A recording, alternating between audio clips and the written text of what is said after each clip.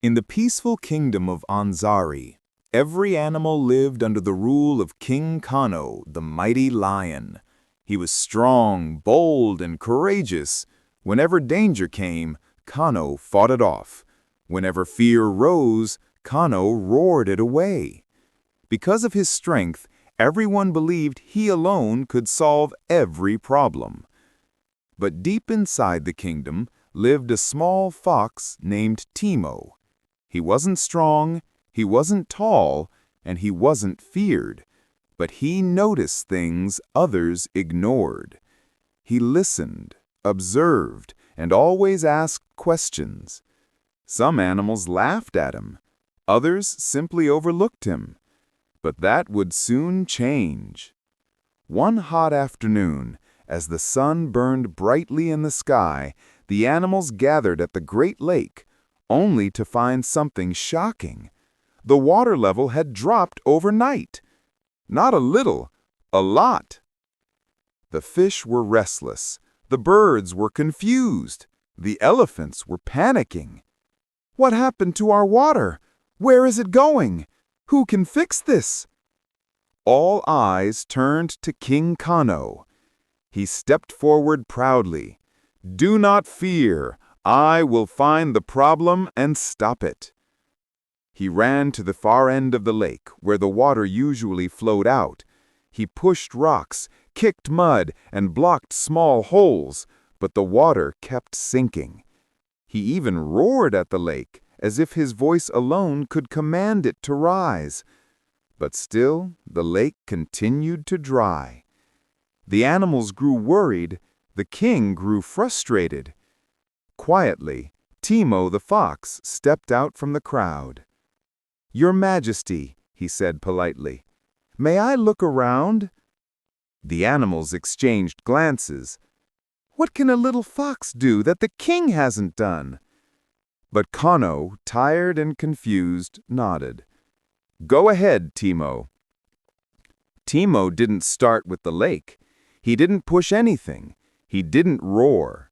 Instead, he lay down on the ground and placed his ear close to the soil. He heard a faint sound, a rumbling, a rushing, like water flowing underground. His eyes widened. Something was stealing their water. Timo followed the underground sound weaving through bushes and rocks until he reached a hidden corner of the kingdom where tall grass grew wildly. There, behind the long grass, he discovered a large hole in the earth, fresh, wet, and flowing. And next to it was a clan of beavers building a new home.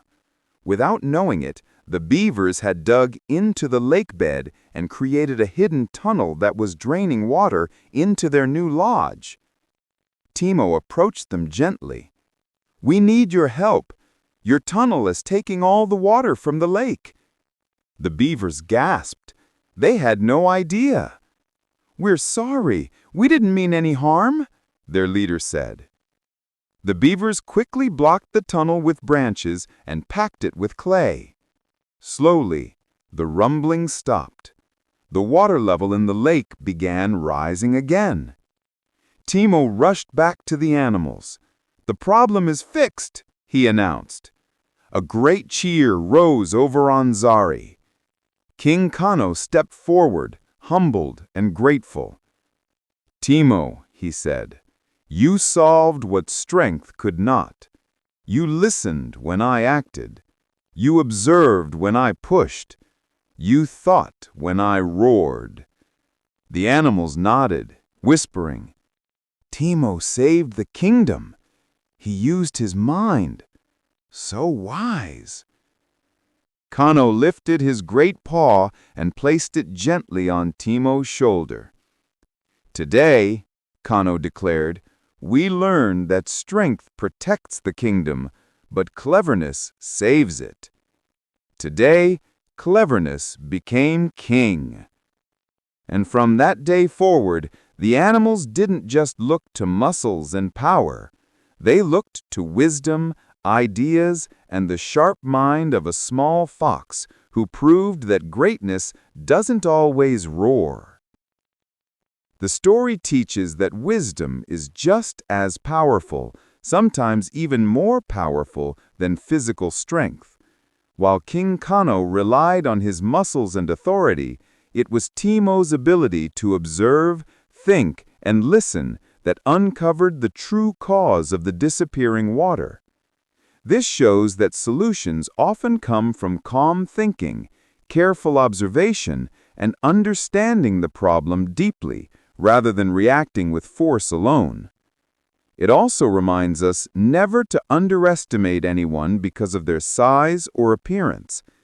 Every person has unique abilities, and great results come when different strengths work together. True leadership includes humility, being willing to accept help and value the contributions of others.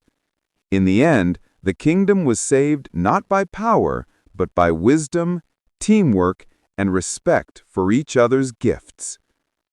If this story has blessed or inspired you in any way, please remember to like, subscribe, and share so others can be encouraged too.